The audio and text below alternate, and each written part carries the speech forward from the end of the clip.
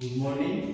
आज अपन बात करेंगे अमेरिका का स्वतंत्रता संग्राम। इसके अंतर्गत पीछे अपने बात कर चुके हैं अमेरिका की क्रांति के कारण।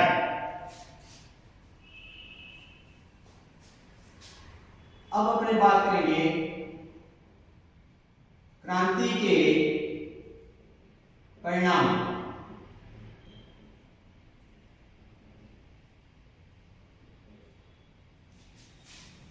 इंग्लैंड की दास्ता से उपनिवेश स्वतंत्र हो गए और उन्होंने अपना एक अलग संविधान बनाया और वे 13 उपनिवेश एक जगह इकट्ठे होकर संगठित होकर अपना एक साम्राज्य स्थापित किया।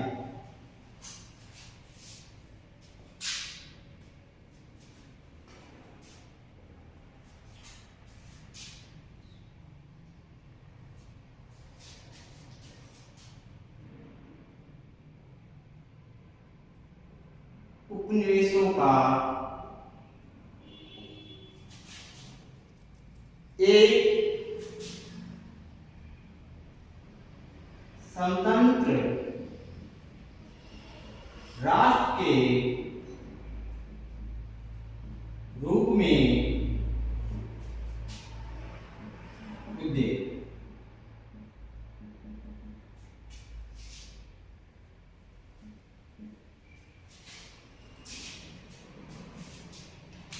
क्रांति के पूर्व अमेरिका के 13 उपनिवेश थे,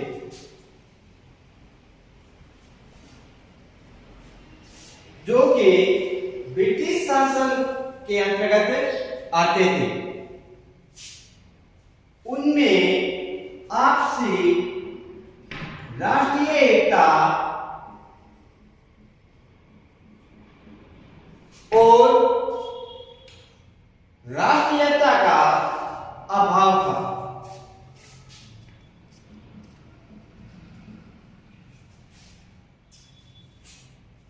परंतु क्रांति की सफलता के बाद ये 13 उपनिवेश एक जगह इकट्ठे हो गए। इंग्लैंड सहित अनेक यूरोपीय देशों ने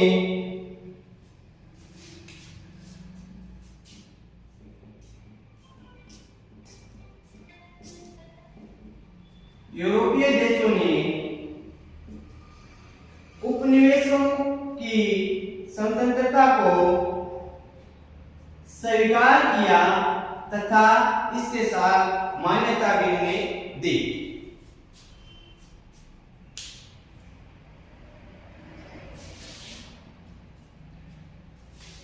इसके लिए एक लिखित संविधान का निर्माण किया गया।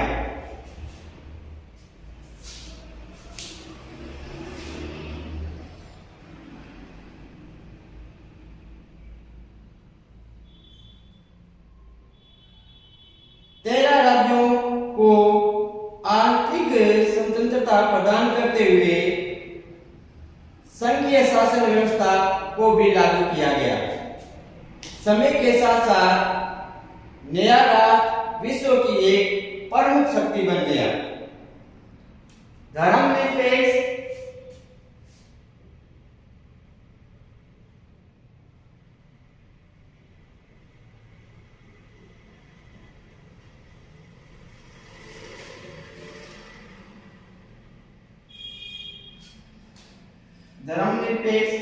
राज्य की स्थापना।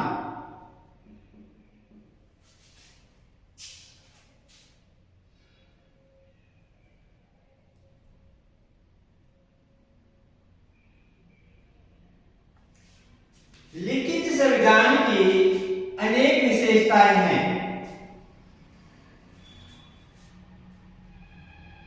प्रत्येक व्यक्ति को स्वतंत्रता का अधिकार प्राप्त है, परंतु मुख्य विशेषता धर्मनिरपेक्ष राज्य की स्थापना है। धर्म को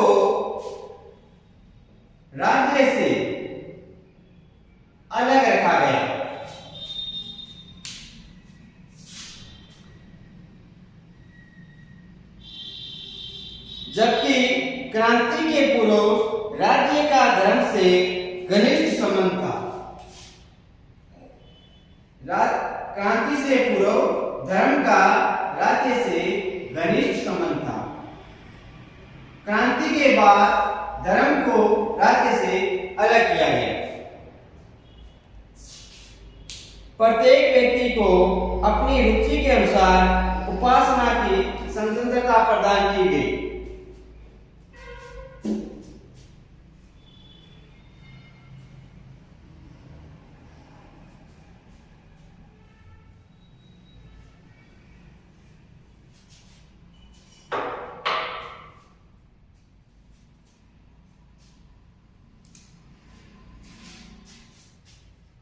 वाणिज्यवादी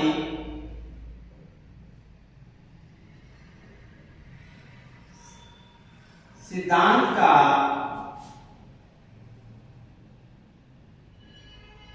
परित्याग।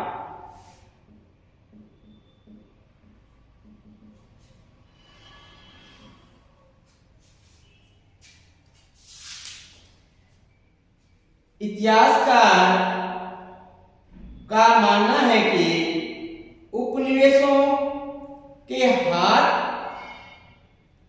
से निकल जाने से वाणिज्य सिद्धांत का अंत हो गया। जो उपनिवेश थे वे इंग्लैंड के हाथों से निकल गए। उनके हाथों से निकलने के बाद वाणिज्यवादी सिद्धांत का अंत हो गया, ऐसा कुछ इतिहासकार मानते हैं।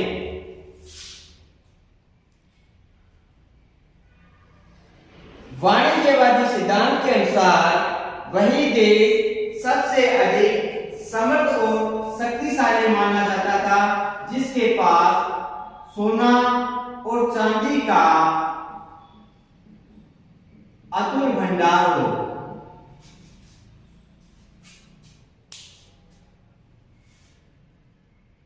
सभी देश ऐसा ही चाहते थे, अतः उन्होंने अपनी प्रतिस्पर्धा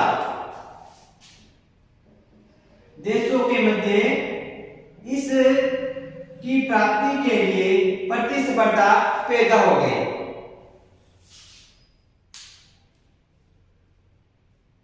अब तक जो युद्ध लड़े गए थे उनके मूल में वाणिज्यवादी सिद्धांत ही थे। इन सिद्धांतों में बस्तियों का विशेष महत्व था। बस्तियों का तैयार माल खरीदना और कच्चा माल देने के लिए विवश किया जा सकता है। दूसरे शब्दों में बस्तियों का आर्थिक शोषण करना ही मुख्य ध्येय था। उपनिवेशों के छिन जाने के बाद बहुत से लोगों को मानना था इससे इंग्लैंड की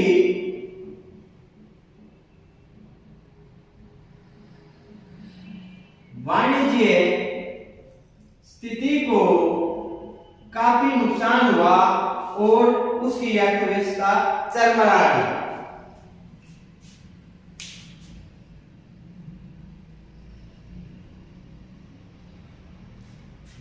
जिसके परिणाम इंग्लैंड ने भी इस नीति का त्याग कर दिया।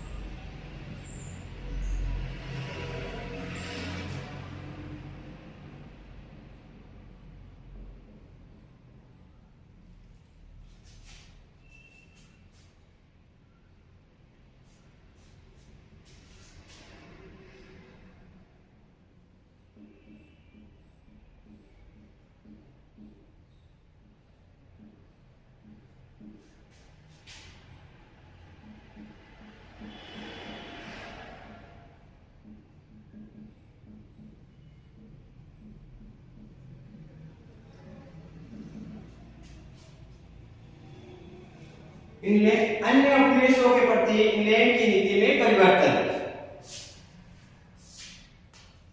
अमेरिकन उपनिवेशों के हाथ से निकल जाने के बाद इंग्लैंड को अपनी अन्य बस्तियों को बचाने की चिंता लग गई। इंग्लैंड के नेताओं ने यह स्पष्ट अनुभव किया कि यदि शेष बस्तियों को अपने अधीन रखना है तो उन्हें बस्तियों के शोषण की नीति छोड़नी पड़ेगी।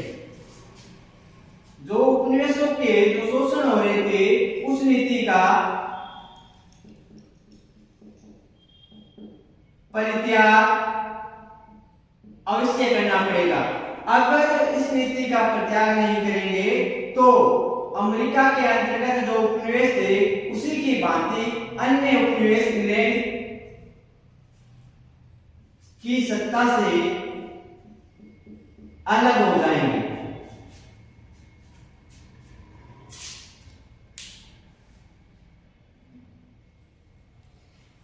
इसके परिणाम स्वरूप इंग्लैंड को अपनी नीति में परिवर्तन करना पड़ा।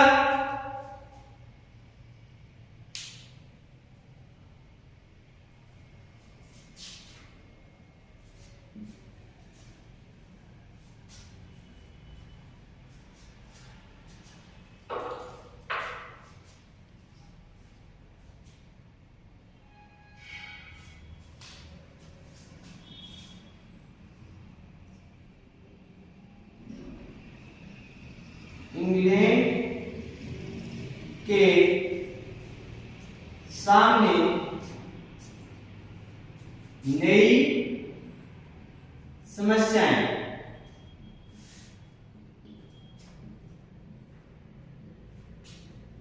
इंग्लैंड के हाथों से उपनिवेश निकल जाने के बाद सबसे गंभीर समस्या यह थी कि जो उसके अंतर्गत जो अन्य उपनिवेश आते थे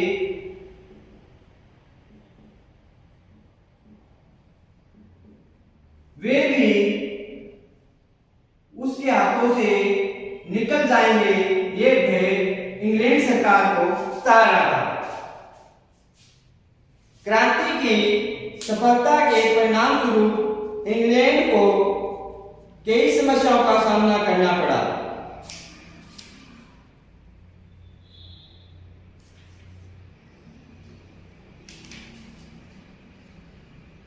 हजारों अंग्रेजों ने नए संयुक्त राज्य अमेरिका में रहना उचित नहीं समझा और वे अपने परिवारों से कनाडा में जा बसे।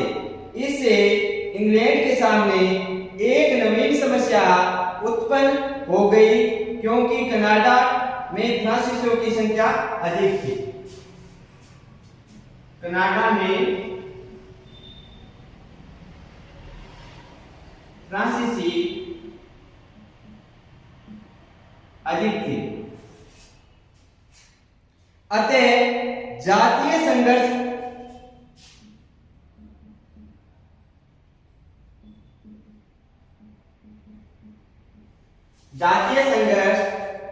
का भय उत्पन्न हो गया। इसके अलावा इंग्लैंड को एक अन्य समस्या का भी सामना करना पड़ा। अब तक वह अपने अपराधियों को अमेरिका में निर्वासित कर देता था। अतः इस काम के लिए ऑस्ट्रेलिया तथा न्यूजीलैंड को चुना गया। परिणाम स्वरूप इन दोनों देशों का भी तेजी के साथ विकास होने लगा।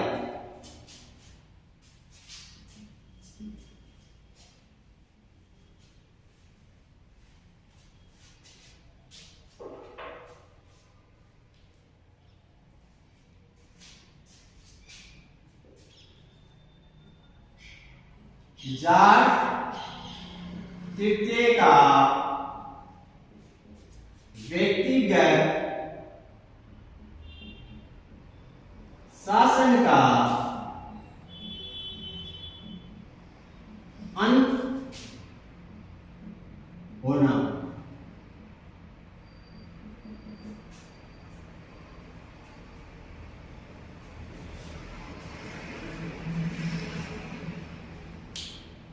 अमेरिका की क्रांति के परिणाम स्वरूप इंग्लैंड में सम्राट तृतीय के व्यक्तिगत शासन का अंत हो गया। उसके प्रधानमंत्री लॉर्ड नॉर्थ को अपना पद छोड़ना पड़ा, क्योंकि सारे देश में जॉर्ज और नॉर्थ की निंदा होने लगी थी और इंग्लैंड की असफलता के लिए इन दोनों को उत्तरदायी माना गया।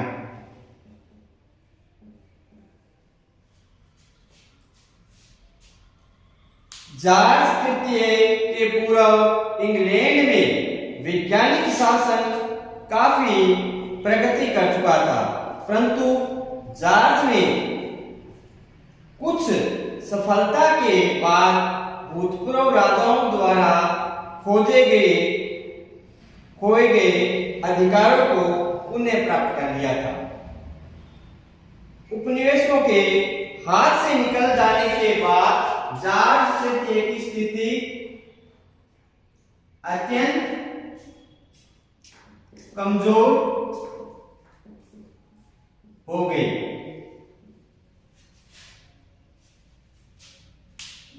इसी के परिणाम स्वरूप वहां के स्थानीय लोग जॉर्ज तृतीय और उसके प्रधानमंत्री को पसंद नहीं करते थे।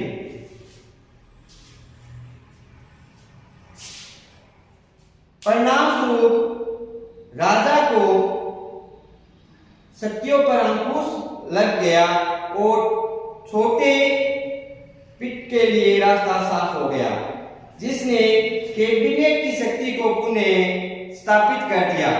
इस प्रकार अमेरिका के मुक्ति संघर्ष में ब्रिटिश संविधान की रक्षा की और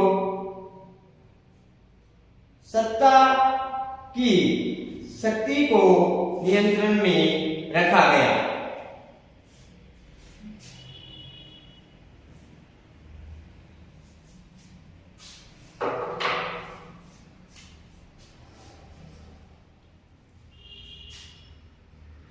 आयरलैंड पर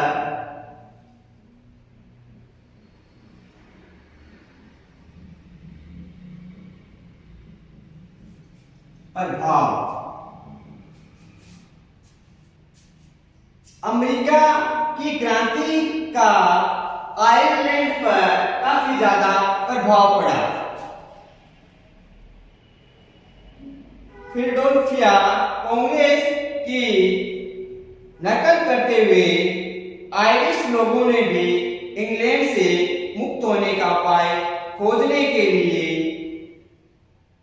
एक कन्वेंशन बुलाई और ब्रिटिश सरकार के सामने अपना मांग पत्र रखा। अर्थात आयरिश लोग भी व्यापारिक प्रतिबंधों का अंत और स्वतंत्र संसद की स्थापना करना चाहते थे। इंग्लैंड में उनकी मांगों पर सहानुभूति के साथ विचार किया गया।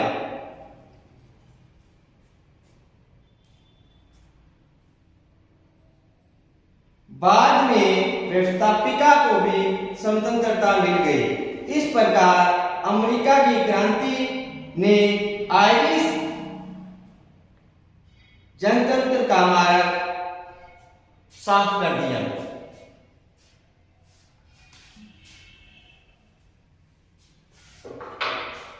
फ्रांस पर प्रभाव।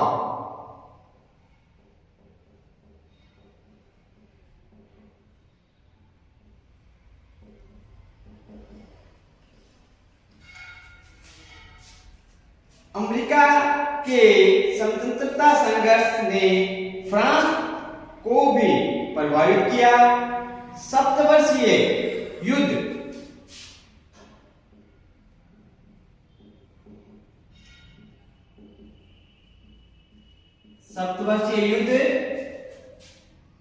जो कि 1757 से 1863 ईस्वी तक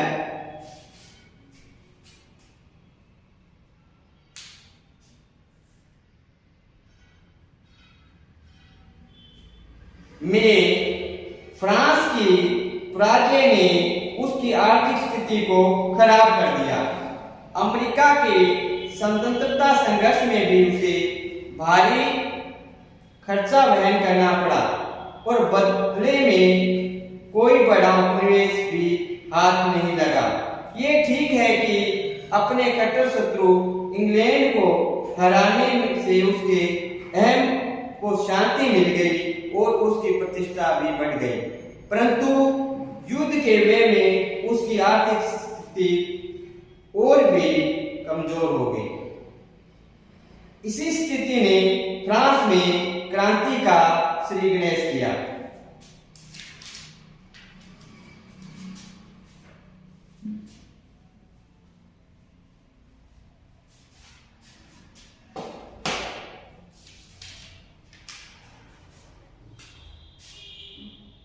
अमेरिकी क्रांति का महत्व।